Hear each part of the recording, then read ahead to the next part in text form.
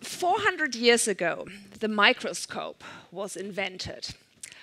And it completely radically revolutionized the way we see the world. For the first time, we could detect small, very small parts of cells. And the ensuing discoveries in biology, medicine, and chemistry really improved our quality of life in a way very few inventions had done before or since.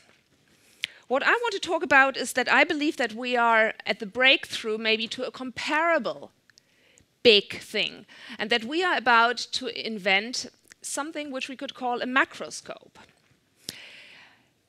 In a microscope, you see small things in isolation. In a macroscope, you would see lots and lots of small things in one picture, in one image.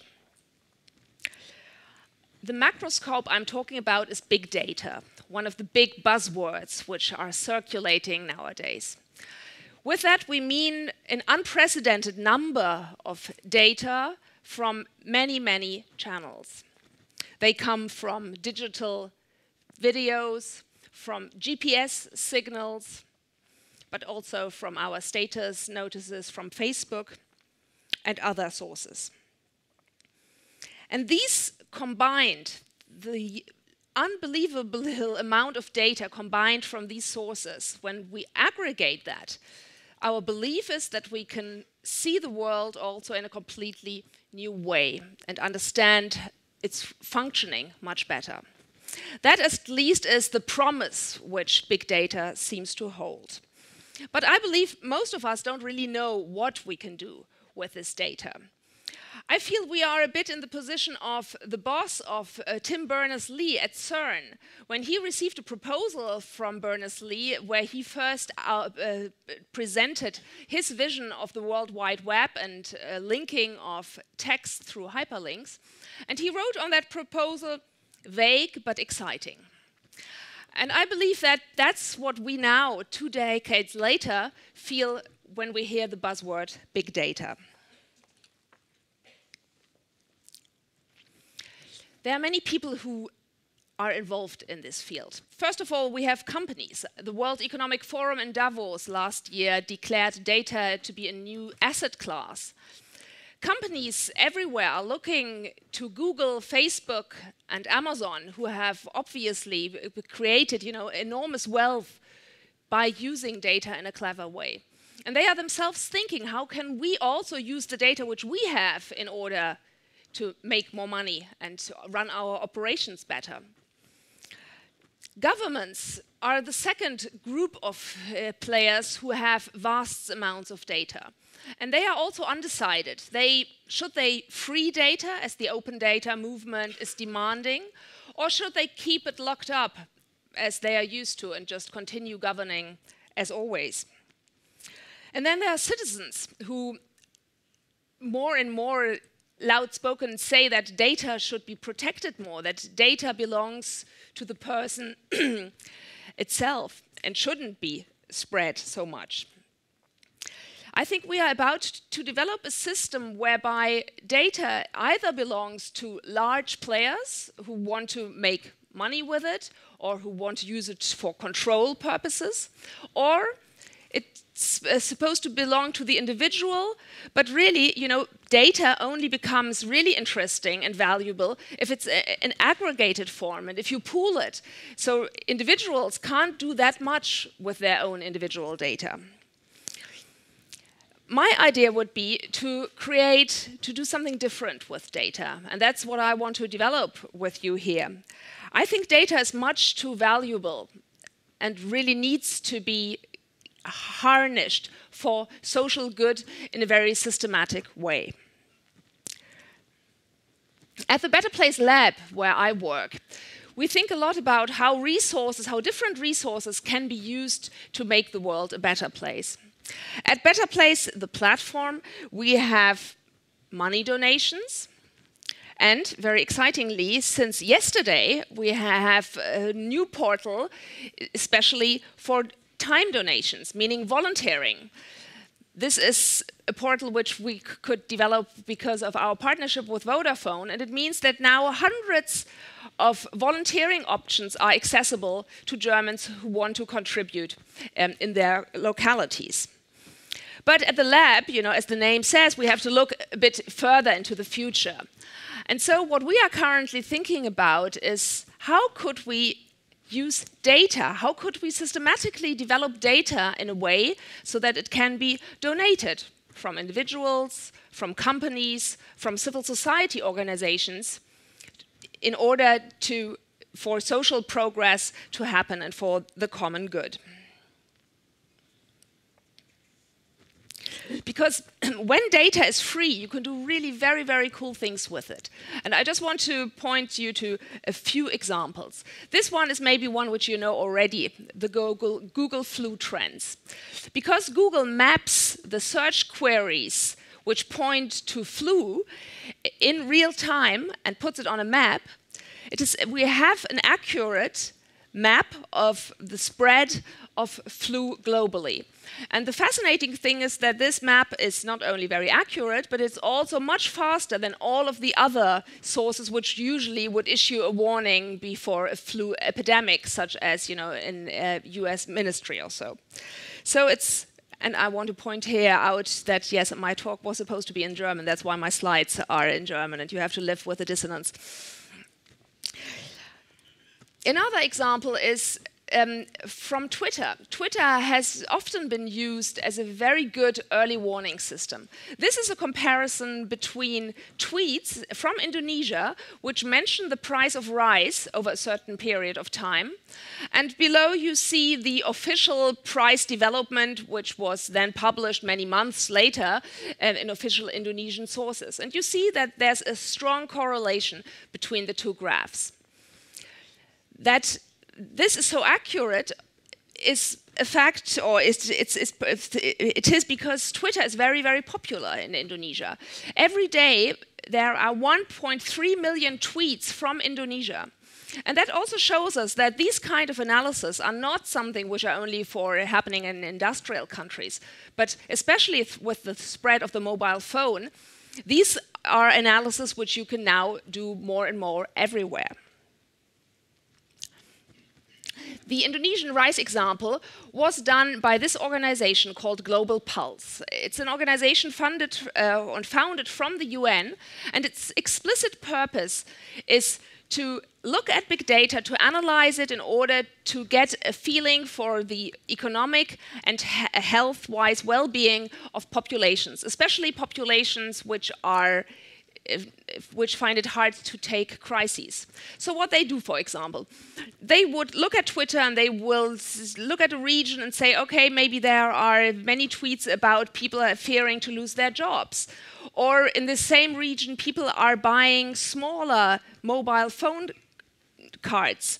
Or e-commerce rates are going down. Or maybe climate sensors detect a drought. And by combining all of this data, they are able to issue warnings and have ministries or NGOs work much quicker in the regions affected. So in a way, what we have through these tools is that we have something like a collective global awareness, which is, very useful. But data in the social sector is needed in many, many places. And I just want to give you two more examples. One of them is that we don't know in the social sector where all the money goes. We don't know who is funding what kind of projects where. That means that we have 1 billion euros every year in the non-profit sector, and we just don't know where it goes. That means that certain areas and certain topics are completely overfunded, whereas others don't receive any money at all. And it's very hard to work, to do good and effective work if you are, doing it out of darkness.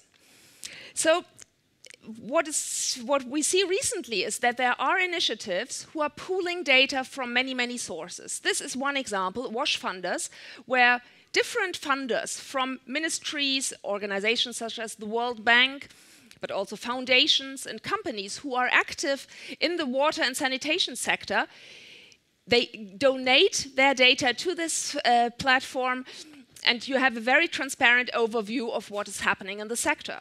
And that means that it's easier for projects to be coordinated, it's easier for people to find suitable partners, and it's also easier to detect corruption and misuse, which is also endemic in many areas in the social sector. A data-driven philanthropy also can vastly improve the quality of work NGOs are doing. This is an example from a Washington organization called DC Action for Kids, and they are trying to improve children's lives in Washington. And they weren't really sure, on which issues to focus their programs. And what they did, they got together in a hackathon, together with data analysts, social activists, software developers, but also designers. And within 48 hours, they looked at all the available data about Washington, D.C., and tried to pull those data which were good indicators for child well-being. And this could be school grades, it could be income in different parts of towns, it could be after-school care, it could be gang violence. So they opened up all the data which they could find, most of which was in PDFs, and they had to liberate that first of all, and then pool it and to build very good interactive maps, which now everybody can look at and filter and go through and see what kind of factors correlate with what. And one of the things they found out was that in those neighborhoods which have a good preschool system, where there are kindergartens, the school grades in math and reading 3 years later were twice as good as in those neighborhoods where they didn't have this preschool infrastructure. And thus real policy change resulted, because the mayor of Washington then issued a new law saying that there should be more investment into preschools in the city. I have to point out where we are in Germany with this regard. Because we also have data. I mean, for example, when you look at education, we have all the data from the PISA studies. But the problem with this data is that it is made and it is offered in such a way that it's completely useless for comparison, because you can't find out in which county the schools are, which kind of schools the results come from, nor which individual schools the data belongs to. So it is as if we have a huge fear of comparison, of making things comparable, but that is the only way which we could really introduce successful reforms. And the same actually applies with the transparency in the funding sector. I mean, there are initiatives, what I was talking about earlier, the WASH funders, there's the International Aid Transparency Initiative, and many countries are joining that, but so far German ministries and foundations are not really there. All of these examples which I've pointed to, and I could have included dozens and hundreds more, depend on lots and good data. And thus the question is, how do we get to this good data? Well, my proposal would be that we, as citizens, as companies, and as civil society organizations, donate our data to a data commons. I believe when you follow the discussions that it is foreseeable that the regulator will force companies to deal with data in a very different way in the near future. I don't think that companies will be able to have the same liberties with our data as they do now. For example, the US government is not very happy that Facebook has a much larger database for facial recognition than itself. And thus, I think we can envision a future where we go to a website, let it be Google or let it be Spiegel Online, and we are confronted with a few options. Option one could be, I as a user am willing to give you company my data, and with that I will be able to use all of the services free of charge. A second option could be, no, I want to protect my data and I'm willing to pay for certain extra services you offer. So if we have such a differentiated system, it would be quite easy to include a third option, which would state, I donate my data. And this data could be donated to either a very concrete company or to a data hub, like Twitter recently donated its archive to the Library of Congress, or also Better Place could become a data hub where data is donated to, and then we would do something with it and open it up to the public. The same could apply not only to these websites, but to telcos, or to banks. Just imagine if you sign up for your next mobile phone contract and you say, okay, I donate my GPS location data to be donated to an organization such as Aktion Mensch or Wheelmap, and they can then, with all of this data, build very good appliances and tools to do with social inclusion. We already have a system for such a differentiated use in the case of the copyrights Creative Commons. So if we were to adjust this system to the data donation, it could look like something like that. I could be very strict. I would say, no, I only want my data to be donated to or to be used by non-profit organizations. Or I could be very liberal and say, well, I'm okay with it. I'm going to donate my data, but the company can also use it, and it can also make money with it. Or a medium way, which I think is quite attractive. I could say, well, I'm donating my data to a non-profit, and the non-profit can apply apps or tools with it for which it charges something and thus refinance its operations. All kinds of grades would be possible. If we have a data donation to a data commons, we would build a whole new infrastructure, a whole new ecosystem with data curators who would look after the data, with data analysts who would help nonprofits to use the data, because certainly right now they wouldn't really know what to do with it. And we would also have hackathons maybe, where data experts come together with developers, activists, and NGOs to develop more digital tools for social good. Thus, I believe that a data donation and a data commons would greatly improve our quality of life in maybe a similar way as the invention of the microscope did 400 years ago. Thank you.